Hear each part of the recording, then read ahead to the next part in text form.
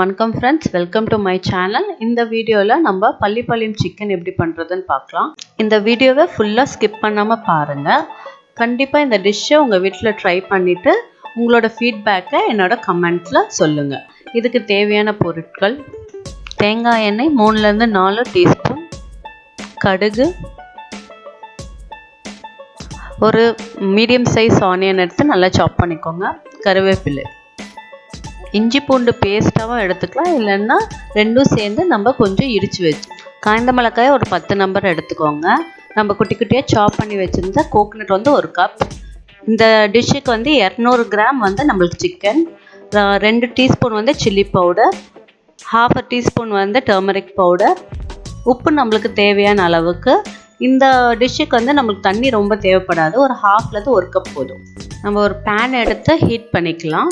இதில் வந்து நம்ம 3-4 டீஸ்பூன் வந்து கோகனட் ஆயில் தான் யூஸ் பண்ண போகிறோம். ஸோ இந்த டிஷ்ஷுக்கு மெயினான விஷயமே இந்த கோகனட் ஆயில் தான்.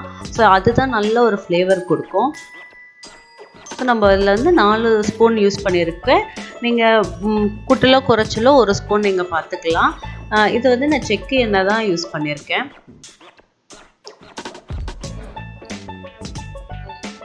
ஸோ இப்போ நம்ம கடுகு போட்டு பொரிச்சாச்சு.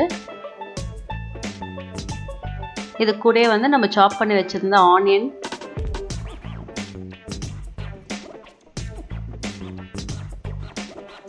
நல்லா வதக்கிக்கோங்க.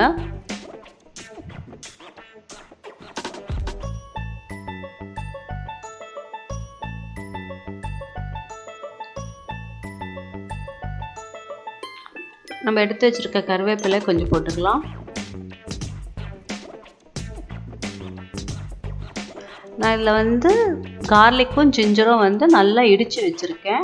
உங்கள்கிட்ட பேஸ்ட்டாக இருந்தாலும் பேஸ்ட்டும் போட்டுக்கலாம். இது ஒரு நல்ல ஃப்ளேவர் கொடுக்கும், அதுக்காக தான் நான் ஃப்ரெஷ்ஷாக இடித்து அப்படியே போடுறேன். இதில் வந்து காஞ்ச மிளகாய் தான் அடுத்து ரொம்ப முக்கியமான பொருள். இதில் வந்து நம்ம விதையெல்லாம் நீக்கிட்டு அதில் போட்டுக்கோங்க, இல்லைன்னா ரொம்ப காரமாக இருக்கும். அப்புறம் நம்ம சாப் பண்ணி வச்சுருந்தா தேங்காய் அதுவும் கொஞ்சம் நல்லா போட்டுட்டு எல்லாமே சேர்த்து நல்லா வதக்கிக்கோங்க. ஸோ இந்த டிஷ்ஷுக்கு வந்து ஃபுல் அண்ட் ஃபுல் வந்து நம்மளுக்கு கோகனட் ஆயில் தான். இப்போ நம்ம எடுத்து வாஷ் பண்ணி வச்சுருக்க சிக்கன், நான் இதில் வந்து மூலிகை சிக்கன் யூஸ் பண்ணியிருக்கேன். எங்களுக்கு இங்கே பக்கத்துலேயே வந்து அது கிடைக்குது மூலிகை சிக்கன்ட்டு. இது ஃபுல்லாக நவதானியத்திலே வளர்கிற சிக்கன் இது. ஸோ இந்த டிஷ்ஷுக்கு வந்து நம்மளுக்கு ரொம்ப காரம் தேவைப்படாது, ஏன்னா நம்ம சில்லி வந்து நிறைய போட்டிருக்கோம், ரெட் சில்லி. ஸோ இதுக்கு வந்து 2 ஸ்பூன் வந்து போதுமான அளவு இருக்கும். நம்ம ட்ரை இன்க்ரீடியன்ட்ஸ்லாம் போட்டாச்சு. அதில் வந்து நான் சில்லி பவுடர், டர்மரிக் பவுடர், உப்பு ஆட் பண்ணியிருக்கேன். உங்களுக்கு கொஞ்சம் காரம் எக்ஸ்ட்ராவாக வேணும்னா கொஞ்சம் வேணால் எக்ஸ்ட்ரா ஒரு 1/2 ஸ்பூன் வேணால் எக்ஸ்ட்ராவாக ஆட் பண்ணிக்கலாம். இந்த டிஷ்ஷுக்கு வந்து நம்மளுக்கு ரொம்ப தண்ணி தேவைப்படாது. ஒரு 1/2 கப்புலேருந்து 1 கப், நம்ம எந்த பவுலில் சிக்கன் எடுத்துருக்கோமோ அந்த கப் எடுத்தால் போதும். ஸோ இது நல்லா ஸ்லோ ஃப்ளேம்லேயே வச்சுட்டு குக் பண்ணுங்கள்.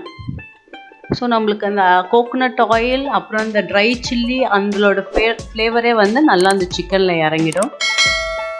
ஸோ இப்போ குக் ஆகிடுச்சான்னு பாருங்கள். இல்லை உங்களுக்கு வந்து குக் ரொம்ப ஆகலை, தண்ணி கொஞ்சம் தேவைப்படணும்னா கொஞ்சமாக வேணால் நீங்கள் தண்ணி ஆட் பண்ணிக்கலாம், மற்றபடி ரொம்ப தண்ணி ஆட் பண்ண வேண்டாம்.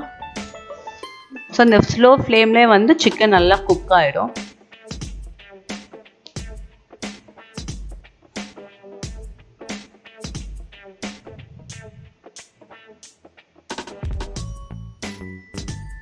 ஸோ நம்ம டிஷ் வந்து ஆல்மோஸ்ட் ரெடி ஆகிடுச்சு. ரொம்ப சிம்பிளான டிஷ், ரொம்ப நிறைய இன்க்ரீடியன்ட்ஸ் தேவை கிடையாது.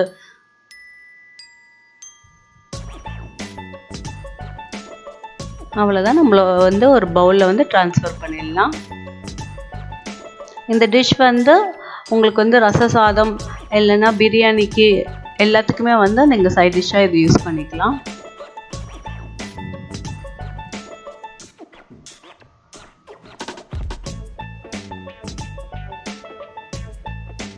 இந்த வீடியோ பிடிச்சிருந்தால் லைக் பண்ணுங்கள், ஷேர் பண்ணுங்கள், என்னோட சேனலை சப்ஸ்கிரைப் பண்ணுங்கள், பக்கத்தில் இருக்க பெல் ஐக்கானை ப்ரெஸ் பண்ணிக்கோங்க. அப்போ தான் நான் போடுற வீடியோ எல்லாம் உங்களுக்கு நோட்டிஃபிகேஷனில் காட்டும்.